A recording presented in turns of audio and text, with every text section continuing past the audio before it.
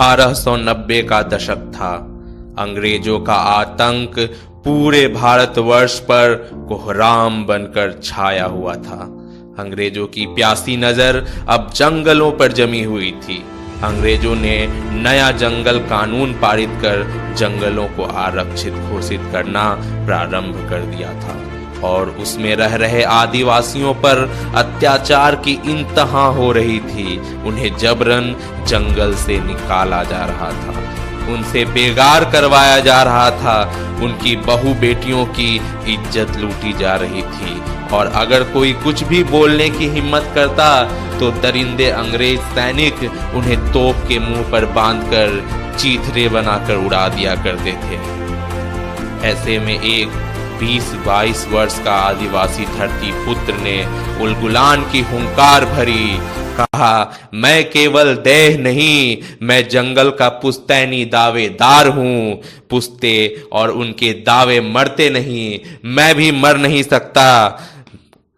मुझे कोई भी जंगल से बेदखल नहीं कर सकता। उलगुलान, उलगुलान, उलगुलान। भगवान बिरसा ने अंग्रेजों के विरुद्ध आजादी की बिगुल फूंक दी थी, जिसकी गूंज ब्रिटिश हुकूमत की नींद उड़ा रही थी।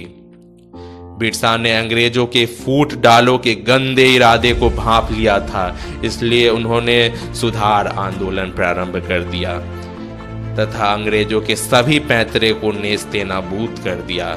जब अंग्रेजों ने गरीब आदिवासियों को बहलाकर उनका धर्म परिवर्तन करना चाहा तो बिरसा खुद भगवान बन उठे और उन्होंने बिरसाई धर्म की स्थापना की।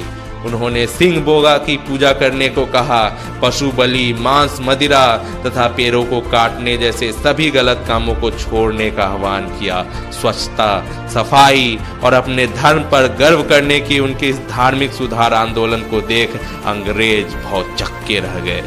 उनका कोई भी पैंतरा नहीं चल रहा था तो उन्होंने बड़बड़ दमन का रास्ता अपनाया। बिरसा ने इसका भी जवाब बड़े ही जांबाजी से दिया। उन्होंने तीर धनुष उठा लिया और उलगुलान क्रांति का जय घोष कर दिया।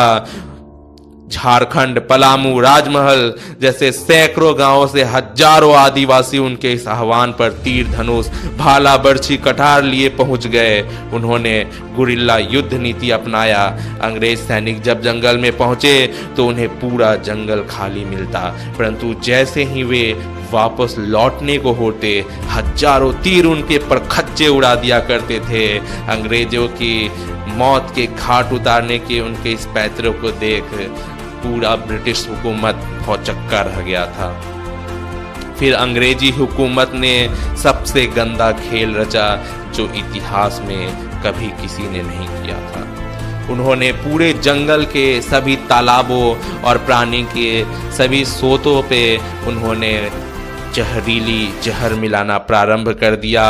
जंगलों में बने उनके घरों को आग के हवाले कर दिया और लगातार तोप के गोले और बंदूक से पूरा जंगल को तबाह कर दिया।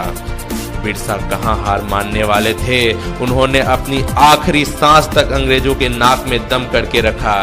पर जो भगवान होते हैं वो दुष्ट व्यक्ति भी अगर शरण में आ जाए तो उसे भी भक्त सा सम्मान देते हैं। जनवरी का महीना था। ठंड से ठिठुरती जंगल में बिरसा भगवान रंगोती गांव में पधारे थे। कुछ गुप्तचर अनुयायी का भेष बनाकर उनसे भेंट करने आए और बिरसा ने उन्हें भी अपना आशीर्वाद दिया। उन्होंने अंग्रेजों को इशारा कर दिया और सैकड़ों अंग्रेज सैनिकों ने बिरसा को गिरफ्तार करके उन्हें धावा बोल दिया और उन्हें गिरफ्तार कर लिया। उन्हें रांची जेल लाया गया जहां उन्हें धीमे धीमे करके जहर दिया गया। 9 जून 1900 को अंग्रेजों ने बिरसा को मृत घोषित कर दिया और कारण कहा हैजा। लेकिन सभी जानते थे कि बिरसा जो औषधियों में पारंगत थे, जिन्होंने योग साधना की थी, उन्हें हैजा नहीं बल्कि अंग्रेजों ने, दरिंदों ने उन्हें धीमे धीमे करके जहर से मारा था।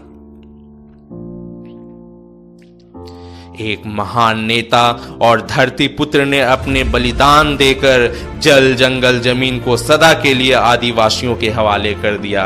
अंग्रेजों को कानून वापस लेना पड़ा तथा आदिवासियों को उनका हक देना पड़ा। झारखंड सरकार आज के दिन अर्थात 15 नवंबर को भगवान बिरसा के जन्म दिवस के उपलक्ष्य में राज्य की स्थापना दिवस मनाती है और पूरा देश इस महान धरती पुत्र और उसकी वीरता को याद कर गर्व से प्रफुल्लित होता है। नमन है इस धरती पुत्र को, नमन है भगवान बिरसा मुंडा को।